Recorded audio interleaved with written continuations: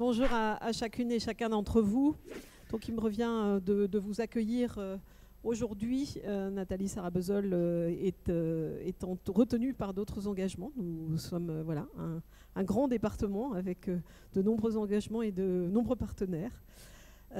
Voilà, pour cette conférence de l'environnement, alors je me retournais tout à l'heure vers les services dirigés par Jean-François Franck, qui est peut-être là quelque part dans la salle. Non, il a dû migrer d'ailleurs, il va causer déchets cet après-midi. Pour remercier les services du département qui organisent aussi cette conférence de l'environnement. Parce qu'on en a organisé des rendez-vous cette année. On en a organisé autour des milieux humides au mois de février avec un colloque national qui a attiré 400 personnes dans ce département. Et une journée qui a traité de l'eau, des milieux aquatiques, de la protection contre les inondations, et puis le 20 septembre. Et puis là, comme ils ne savaient pas comment finir l'année, eh bien, une conférence de l'environnement sur la question de l'érosion côtière. Alors, ce n'est pas sorti de notre chapeau comme ça un beau jour en se disant on va parler de l'érosion côtière. Il se trouve que depuis un moment, on est interrogatif sur les interventions qui sont menées sur le littoral, parce que des élus locaux, parce que des maires, parce que, et je répétais tout à l'heure, je vois que le maire de l'île de Sein est là, lorsqu'en 2013-2014, on a entendu les Sénans dire qu'ils ont eu peur lors de 2 énormes tempêtes que visiblement, en tous les cas de mémoire d'hommes, on ne savait pas trop comment on les avait perçus avant, puisque pour pouvoir témoigner de ça et dire qu'on en a peur, c'est sûrement que voilà, ça interroge. Alors c'est pas idée de se faire peur, c'est idée de savoir comment on va intervenir dans les années qui viennent.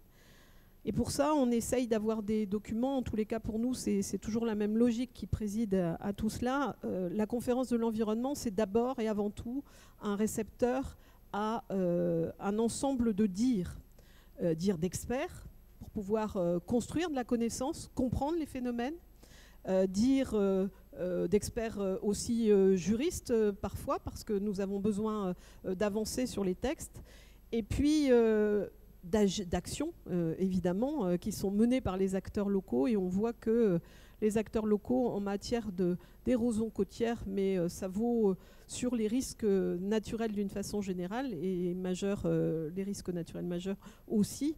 On a quand même besoin de bien des cerveaux pour se mettre autour de la table pour réussir à produire de l'action qui ait du sens.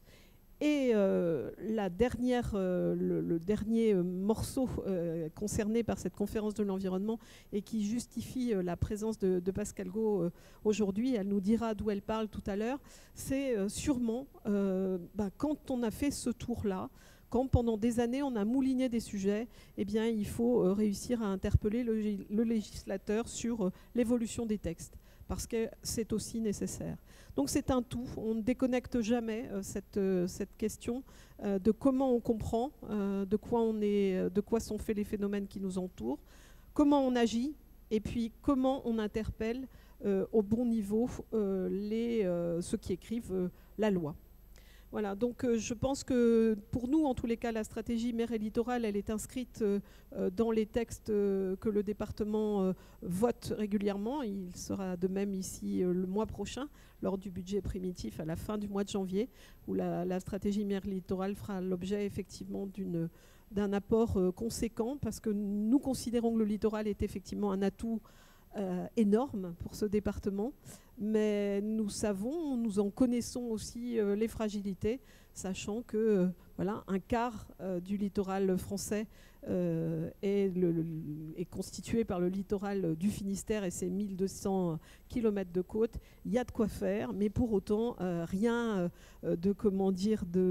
d'inquiétant à tout cela. Mais vous nous expliquerez à nouveau tout à l'heure, comme on a pu l'entendre déjà dans votre bouche, l'importance de ramener ça à l'histoire de notre planète sans doute aussi, et de façon très modeste, de la contribution que nous prenons sans doute un peu trop aujourd'hui, d'aisance que nous prenons avec cette planète pour la mettre ou la malmener, et donc ces phénomènes de dérèglement climatique qui nous occupent, eh bien nous interrogent et nous interrogent collectivement, mais c'est bien dans cette salle depuis des années, ça date du début des années 2000, ce n'est pas récent, que des acteurs engagés, des élus, ont décidé de venir à bout des différents sujets qui leur étaient proposés, non pas encore une fois pour en dresser un tableau noir, mais bien se dire que agir est toujours possible.